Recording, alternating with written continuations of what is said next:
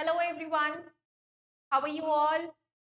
So it's been a quite long time, I haven't there with you people, right? Long back I started posting some of the content, some videos I added based on my teaching, based upon my experience. And since then till today, I have moved a lot, I have gained a lot of experience in the same field. So I now decided to take it further and bring it in such a way that not only the people in my region, but the people everywhere, pan India, across everywhere, could take benefit from whatever I am able to teach, from whatever I am being able to educate you. uh, that's my real motive, ताकि जितने भी लोग मेरे channel को देख रहे हैं, जितने भी लोग इसको समझ रहे हैं, उनको इसे देखकर यहाँ पर maximum and to their best result obtain.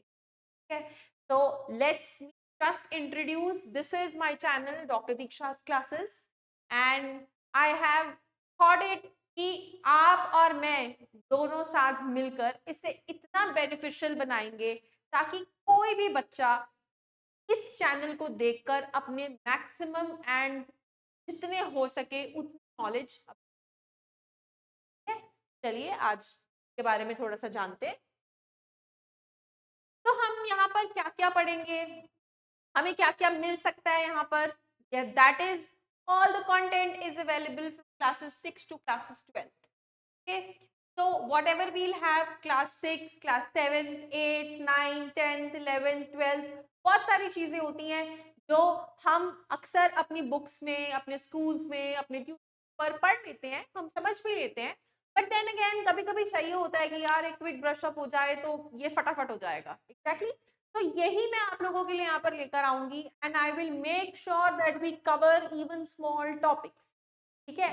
मैं देखती हूँ कि बच्चे पढ़ लेते हैं, बच्चे पेपर में मार्क्स भी ले आते हैं, बट यही सेम चीज़ जब हम आगे जाके कॉम्पिटिटिव एग्ज़ाम्स में अपीयर करते हैं, जैसे एक छोटा-सा एग्ज़ाम्पल लेते हैं. Civil services. Civil services examination एक बहुत बड़ा एग्जामिनेशन हमारे देश में माना जाता है. ठीक है? जिसमें जैसे ही आप उसका सिलेबस खोलेंगे तो उसमें लिखा आता है that all the NCERT content from classes 6 to 12. ठीक है? तो उस एज पे हमें लगता है अरे यार 6 क्लास की एनसीईआरटी दोबारा खोल के पढ़नी पड़ेगी. तो हमें क्या देखना होगा? तो हम उस टाइम तो हमने पढ़ी थी. नहीं यार उस टाइम तो बस थोड़ी-सी पढ़ी और जाके पेपर दे आए. ऐसा तब थॉट्स आते हैं.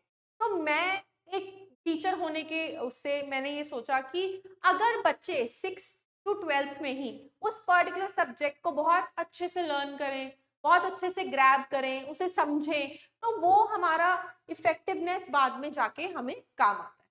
Not only about social science, similarly about other subjects as well. Science और मैथ्स की इंपॉर्टेंस तो बहुत टाइम से चलती आ रही है. इवन योर पेरेंट्स, टीचर सब कहते हैं ये तो मेन सब्जेक्ट्स हैं, ये तो इंपॉर्टेंट सब्जेक्ट्स हैं, क्योंकि many of us aim to be doctors, engineers या कुछ भी whatsoever. Even our parents say कि ये तो ऐसे subjects हैं जो daily life में काम आएंगे, and yes that's true. ठीक है? So I'll make sure that you get the best out of them also. Then talking about my another subject that is English. अब इंग्लिश को रखा है एक सब्जेक्ट में बट देखा जाए तो वो है एक लैंग्वेज ही, राइट? तो इंग्लिश लैंग्वेज में मेजर चीज होती है कि आप अच्छी ग्रामर यूज करें, कोई ग्रामेटिकल मिस्टेक्स ना करें और एक प्रॉपर सेंटेंस फॉर्मेशन करी जाए. क्योंकि देखिए जितनी भी चीजें हम पढ़ते हैं सब कुछ है आखिरकार इंग्लिश. जो हमारी लैंग्वेज हम पढ़ रहे हैं, किसी भी चीज को समझने के लिए उस लैंग्वेज का आना बहुत बहुत जरूरी है. तो मैं कोशिश करूंगी कि जो भी लोग इस चीज में थोड़ा वीक हैं वो उसको मेरे चैनल के थ्रू कवर अप कर पाए. ठीक है? चलिए.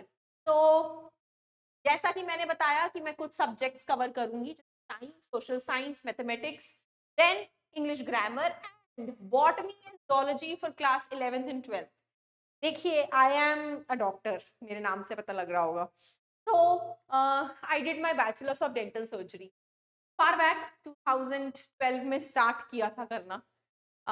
सोचा था बचपन से कि would become a doctor and हाँ कहीं ना कहीं तक एस्टैब्लिश भी किया. बट कुछ जो एक चीज मैंने अपनी लाइफ टाइम में मिस की ना, जिसकी वजह से आई वुड नॉट से कि जो मैं चाहती थी वो नहीं बन पाई, नहीं मैं ऐसा नहीं बोलूंगी. Definitely wherever I am today I am very happy and satisfied with that.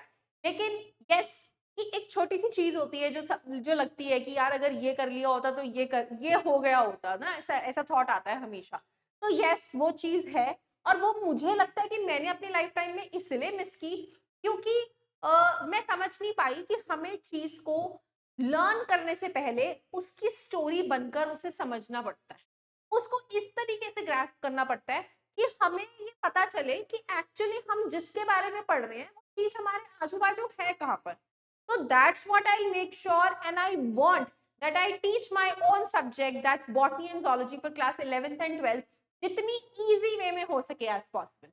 ऐसे तो हमारे पास बहुत सारे सोर्सेज होते हैं, बच्चे नीट के लिए अपियर करते हैं, they take high level coaching, सब कुछ करते हैं, ठीक है, and that's good also, it's very good, people face a competition, सब कुछ डेवलप होता है। लेकिन एक चीज जो मुझे लगता है कि कहीं ना कहीं मैं उसमें एड ऑन कर सकती हूँ is like a simple way of understanding that very same concept, इस तरीके से कि वो हमें याद रहे जब हम पेपर लिखने बैठे।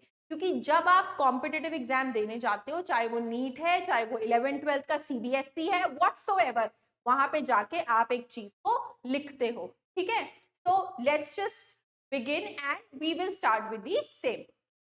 तो आपको कुछ भी करना है, कोई भी पब्लिकेशंस, एनसीईआरटी, प्राइवेट, सब कुछ मैं इसमें डाल के कवर अप करने की कोशिश करूंगी, वास्ट कवरेज क्वेश्चन आंसर्स का दूंगी, करेक्ट।